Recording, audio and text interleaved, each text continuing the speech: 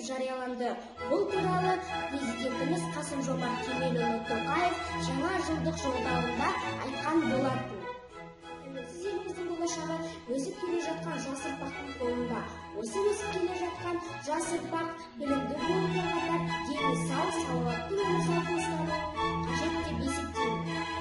Осы балалар жылына қандай үлес қосар едің деген сұраққа мен былай жауап берер едім.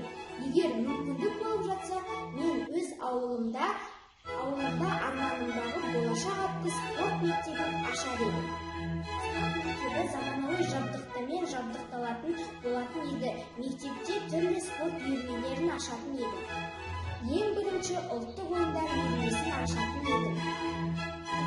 Бокс, карате, қыздарға арналған гимнастика, үстел теннисі үйірмелерін ашатын едім. Жаңа заманауи талаптарға сай жаттықтыру залы болатын еді.